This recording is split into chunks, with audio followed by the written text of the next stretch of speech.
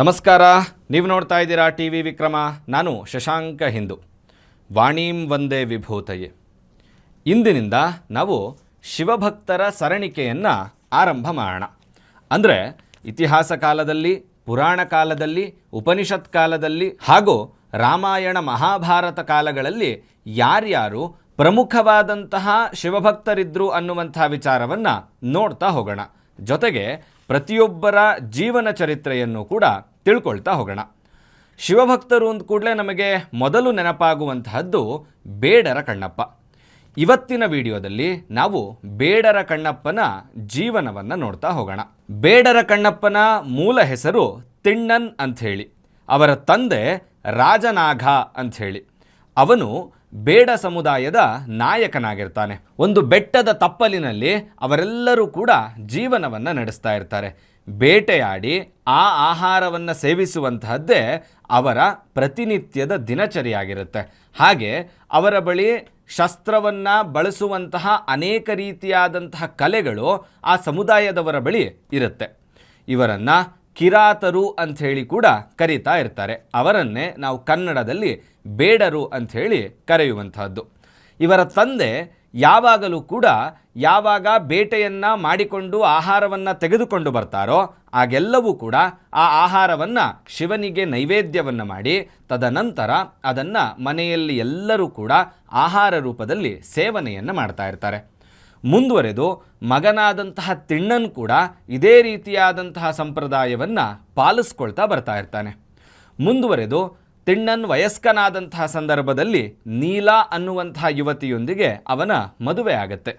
ಅದಾದ ಮೇಲೆ ತಿಣ್ಣನ್ ಕೂಡ ಜೀವನದ ಜವಾಬ್ದಾರಿಗಳನ್ನು ನಿರ್ವಹಿಸಬೇಕು ಅನ್ನೋ ಕಾರಣಕ್ಕೋಸ್ಕರ ಆತನು ಕೂಡ ಬೇಟೆಗಳಿಗೆ ಹೋಗಲಿಕ್ಕೆ ಆರಂಭ ಮಾಡ್ತಾನೆ.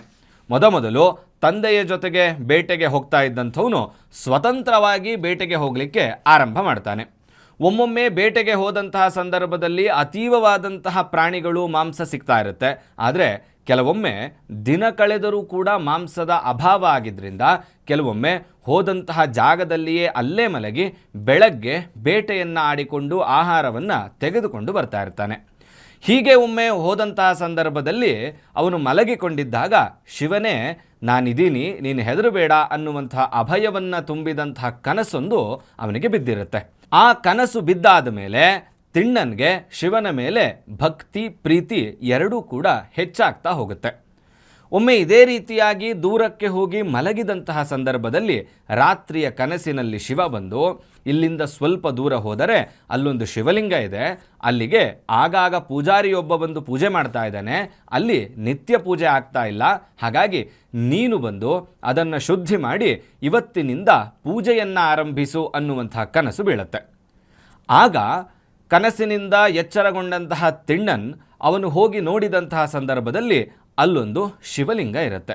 ಅದನ್ನು ನೋಡಿದ ಮೇಲೆ ಶಿವಲಿಂಗವನ್ನು ಮಗುವಿನಂತೆ ಮುದ್ದಾಡಿ ಅದನ್ನು ತಬ್ಬಿಕೊಂಡು ಮುಂದುವರೆದು ಅವನ ಬಾಯಲ್ಲಿ ನೀರನ್ನು ತುಂಬಿಕೊಂಡು ಬಂದು ಕೈಯಲ್ಲಿ ಜಿಂಕೆಯ ಮಾಂಸವನ್ನು ಹಿಡಿದುಕೊಂಡು ಹಾಗೆ ಹೂವನ್ನು ಕೂಡ ಹಿಡಿದುಕೊಂಡು ಶಿವನ ಮೇಲಿರುವಂತಹ ಎಲ್ಲ ಎಲೆಗಳನ್ನು ಕೊಳೆಗಳನ್ನು ತನ್ನ ಕಾಲುಗಳಿಂದ ಶುಚಿ ಮಾಡಿ ತನ್ನ ಬಾಯಲ್ಲಿರುವಂತಹ ನೀರಿನಿಂದ ಅಭಿಷೇಕವನ್ನು ಮಾಡಿ ಮಾಂಸದ ಜೊತೆಗಿರುವಂತಹ ಹೂವುಗಳನ್ನು ಶಿವನ ಮೇಲಿಟ್ಟು ಜಿಂಕೆಯ ಮಾಂಸವನ್ನು ನೆಕ್ಕಿ ನೋಡಿ ಯಾವುದು ರುಚಿಕರವಾಗಿದೆಯೋ ಅದನ್ನು ಮಾತ್ರ ಶಿವನಿಗೆ ಇಟ್ಟು ನೈವೇದ್ಯವನ್ನು ಮಾಡ್ತಾನೆ. ಮುಂದುವರೆದು ಪ್ರತಿದಿನವೂ ಕೂಡ ಇದೇ ರೀತಿಯಾದಂತಹ ಪೂಜೆಯನ್ನು ಮಾಡ್ತಾ ಇರ್ತಾನೆ. ಒಮ್ಮೆ ಯಾವಾಗ ಅಪರೂಪಕ್ಕೆ ಒಮ್ಮೆ ಪೂಜೆ ಮಾಡಲಿಕ್ಕೆ ಅಂಥೇಳಿ ಪೂಜಾರಿ ಬರ್ತಾನೋ ಆಗ ಅವನು ಬಂದು ನೋಡಿದಾಗ ಅಲ್ಲಿ ಹೂವುಗಳಿರುತ್ತೆ, ಜಿಂಕೆಯ ಮಾಂಸವನ್ನು ನೈವೇದ್ಯವಾಗಿ ಇಡಲಾಗಿರುತ್ತೆ. ಯಾರು ಇದನ್ನು ಮಾಡಿದ್ದು ಅಂತ ತಿಳ್ಕೊಳ್ಳಿಕ್ಕೋಸ್ಕರ ಶಿವಲಿಂಗದ ಹಿಂದೆ ಆ ಪೂಜಾರಿ ಅವಿತು ಕೂತಿರ್ತಾನೆ. ಹಾಗೆ ಇದನ್ನು ಯಾರು ಮಾಡಿರ್ತಾನೋ ಅವನಿಗೆ ತಕ್ಕ ಶಿಕ್ಷೆಯನ್ನು ಕೊಡಿಸಬೇಕು ಅನ್ನುವಂತಹ ನಿರ್ಧಾರವನ್ನು ಕೂಡ ಆ ಪೂಜಾರಿ ತೆಗೆದುಕೊಂಡಿರ್ತಾನೆ. ತದನಂತರ ಯಾವಾಗ ತಿಣ್ಣನ್ ಅಲ್ಲಿಗೆ ಬರ್ತಾನೋ ಅದೇ ರೀತಿಯಾದಂತಹ ಪೂಜೆಯನ್ನು ಮಾಡಬೇಕು ಅನ್ನುವಂತಹ ನಿರ್ಧಾರದೊಂದಿಗೆ ಅಲ್ಲಿ ಬಂದಿರ್ತಾನೋ ಶಿವ ಆ ಕ್ಷಣಕ್ಕೆ ತುಂಬ ಬೇಜಾರಾಗಿರ್ತಾನೆ. ಯಾಕೆ ಅಂತ ಹೇಳಿದ್ರೆ ಒಂದು ವೇಳೆ ತಿಣ್ಣನ್ ಮಾಡ್ತಾ ಇರುವಂತಹ ಪೂಜೆ ಅದು ಈ ಪೂಜಾರಿಗೆ ಗೊತ್ತಾದರೆ ತಿಣ್ಣನ್ಗೆ ಕಠಿಣವಾದಂತಹ ಶಿಕ್ಷೆ ಒದಗುತ್ತೆ ಅಂತ ಹೇಳಿ. ಅದೇ ಕಾರಣಕ್ಕೆ ಶಿವ ತನ್ನ ಲಿಂಗದ ಕಣ್ಣುಗಳಿರುವಂತಹ ಜಾಗದಿಂದ ಒಂದು ಕಣ್ಣಿನಿಂದ ಅಂದರೆ ಬಲಗಣ್ಣಿನಿಂದ ರಕ್ತವನ್ನು ಸುರಿಸಲಿಕ್ಕೆ ಆರಂಭ ಮಾಡ್ತಾನೆ. ಇತ್ತ ತಿಣ್ಣನ್ ಬಂದು ನೋಡಿದಂತಹ ಸಂದರ್ಭದಲ್ಲಿ ಶಿವನ ಕಣ್ಣುಗಳಿಂದ ರಕ್ತ ಬರ್ತಾ ಇರುವಂತಹದ್ದು ಇವನ ಗಮನಕ್ಕೆ ಬರುತ್ತೆ. ಆ ಕ್ಷಣವೇ ಒಂದು ಕ್ಷಣವೂ ಯೋಚನೆ ಮಾಡದೆ ತನ್ನ ಬಾಣದ ಚೂಪಾದ ಭಾಗದಿಂದ ತನ್ನ ಬಲಗಣ್ಣನ್ನು ತೆಗೆದು ಆ ಬಲಗಣ್ಣನ್ನು ಶಿವನ ರಕ್ತ ಬರ್ತಾ ಇರತಕ್ಕಂತಹ ಕಣ್ಣಿನ ಜಾಗಕ್ಕೆ ಇಟ್ಬಿಡ್ತಾನೆ.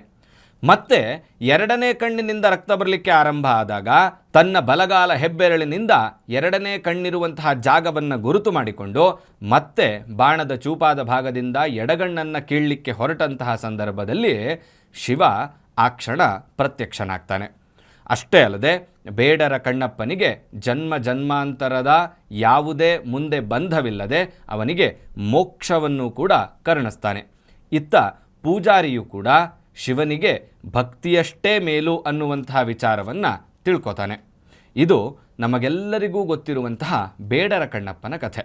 ಆದರೆ ಇಲ್ಲಿ ಇನ್ನೊಂದು ಕಥೆ ಜನಜನಿತವಾಗಿದೆ. ಯಾವುದು ಅಂತ ಹೇಳಿದ್ರೆ, ಬೇಡರ ಕಣ್ಣಪ್ಪ ಅವನು ಅರ್ಜುನನ ಮುಂದಿನ ಜನ್ಮವನ್ನು ಪಡೆದುಕೊಂಡಿರುವಂಥವನು ಅಂಥೇಳಿ.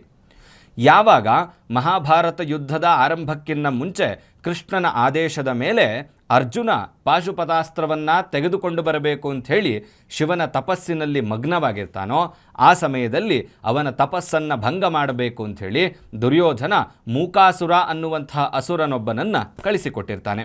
ಆ ಮೂಕಾಸುರ ಅವನು ಹಂದಿಯ ರೂಪದಲ್ಲಿ ಬಂದು ಅರ್ಜುನನ ತಪಸ್ಸನ್ನು ಭಂಗ ಮಾಡಬೇಕು ಅಂಥೇಳಿ ಯೋಚನೆ ಮಾಡಿದಾಗ ಶಿವ ಅವನು ಬೇಡನ ರೂಪದಲ್ಲಿ, ಕಿರಾತನ ರೂಪದಲ್ಲಿ ಬಂದು ಆ ಹಂದಿಗೆ ಇನ್ನೇನು ತನ್ನ ಬಾಣದಿಂದ ಪ್ರಹಾರವನ್ನು ಮಾಡಬೇಕು ಅನ್ನೋ ಅಷ್ಟರಲ್ಲಿ ಅರ್ಜುನ ಎಚ್ಚರವಾಗಿ ಅವನು ಕೂಡ ಬಾಣವನ್ನು ಬಿಟ್ಟಿರ್ತಾನೆ. ಇತ್ತ ಇಬ್ಬರ ನಡುವೆಯೂ ಕೂಡ ಆ ಸತ್ತ ಹಂದಿಗಾಗಿ ನಡೆದಂತಹ ಗಲಾಟೆಯ ಸಂದರ್ಭದಲ್ಲಿ ಅರ್ಜುನ ಆ ಕಿರಾತನ ಮೇಲೆ ಒಂದು ಬಾಣ ಪ್ರಯೋಗವನ್ನು ಮಾಡಿಬಿಡ್ತಾನೆ. ಆದರೆ ಆ ಬಾಣ ಆ ಕಿರಾತನಿಗೆ ಏನೂ ಕೂಡ ಮಾಡೋದಿಲ್ಲ. ಆಗ ಈತ ಸಾಮಾನ್ಯ ಮನುಷ್ಯನಲ್ಲ ಅಂಥೇಳಿ ಆಗ ಅರ್ಜುನ ಮನಸ್ಸಿನಲ್ಲಿಯೇ ಶಿವನ ಪೂಜೆ ಮಾಡೋದ್ರ ಮುಖಾಂತರ ಜೊತೆಗೆ ಶಿವಲಿಂಗಕ್ಕೆ ಒಂದು ಸುವರ್ಣ ಪುಷ್ಪವನ್ನು ಅರ್ಪಣೆ ಮಾಡೋದ್ರ ಥರ ಅವನು ಮನಸ್ಸಿನಲ್ಲೇ ಪೂಜೆಯನ್ನು ಮಾಡ್ತಾನೆ. ಕಣ್ಬಿಟ್ಟು ನೋಡಿದಂತಹ ಸಂದರ್ಭದಲ್ಲಿ ಎದುರುಗಡೆ ಇರುವಂತಹ ಕಿರಾತನ ಕುತ್ತಿಗೆಯಲ್ಲಿ ಅಂದರೆ ಬೇಡನ ಕತ್ತಿನಲ್ಲಿ ಆ ಸುವರ್ಣ ಪುಷ್ಪ ಇವನಿಗೆ ಕಾಣುತ್ತೆ. ಆಗ ಅರ್ಜುನನಿಗೆ ಇಲ್ಲಿರುವಂತಹದ್ದು ಸಾಕ್ಷಾತ್ ಶಿವನೇ ಅನ್ನುವಂತಹದ್ದು ಗೊತ್ತಾಗುತ್ತೆ. ಆಗ ಶಿವ ಸುಪ್ರೀತನಾಗಿ ಅವನಿಗೆ ಪಾಶುಪತಾಸ್ತ್ರವನ್ನು ಕೊಟ್ಟಿರ್ತಾನೆ. ಮುಂದುವರೆದು ಅರ್ಜುನನೇ ಮುಂದಿನ ಜನ್ಮದಲ್ಲಿ ಬೇಡರ ಕಣ್ಣಪ್ಪನಾಗಿ ಜನಿಸ್ತಾನೆ. ಮುಂದುವರೆದು ತಿಣ್ಣನ್ ಅನ್ನುವಂತಹ ಹೆಸರಿನವನು ಬೇಡರ ಕಣ್ಣಪ್ಪ ಅನ್ನುವಂತಹ ಹೆಸರಿನಿಂದಲೇ ಪ್ರಖ್ಯಾತಿಯನ್ನು ಹೊಂದುತ್ತಾನೆ. ಇದು ಬೇಡರ ಕಣ್ಣಪ್ಪನ ಕಥೆ. ಮುಂದಿನ ವಿಡಿಯೋದಲ್ಲಿ ಮತ್ತೋರ್ವ ಪ್ರಮುಖ ಶಿವಭಕ್ತನ ಕಥೆಯನ್ನು ತಿಳ್ಕೊಳ್ಳೋಣ. ಅಲ್ಲಿವರೆಗೂ ನಿಮಗೇನನ್ನಿಸ್ತು ಕಮೆಂಟ್ ಮಾಡಿ, ಮತ್ತು ನೀವಿನ್ನೂ ಕೂಡ ಟಿ ವಿ ವಿಕ್ರಮವನ್ನು ಸಬ್ಸ್ಕ್ರೈಬ್ ಮಾಡಿಲ್ಲ ಅಂತ ಹೇಳಿದ್ರೆ ಈ ಕೂಡಲೇ ಸಬ್ಸ್ಕ್ರೈಬ್ ಮಾಡಿ ಮತ್ತು ನಮ್ಮೆಲ್ಲ ವೀಡಿಯೋಸ್ಗಳನ್ನು ಲೈಕ್ ಮಾಡಿ, ಕಮೆಂಟ್ ಮಾಡಿ ಮತ್ತು ಶೇರ್ ಮಾಡಿ. ಓಂ ತತ್ಸತ್. ಟಿ ವಿ ವಿಕ್ರಮ, ದೇಶ ನಿಮ್ಮ ಕೈಯಲ್ಲಿ.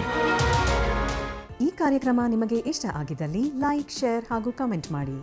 ಟಿವಿ ವಿಕ್ರಮದ ಕಾರ್ಯಕ್ರಮಗಳನ್ನು ನಿರಂತರವಾಗಿ ವೀಕ್ಷಿಸಲು ಸಬ್ಸ್ಕ್ರೈಬ್ ಮಾಡಿ, ಬೆಲ್ ಐಕನ್ ಒತ್ತಿ.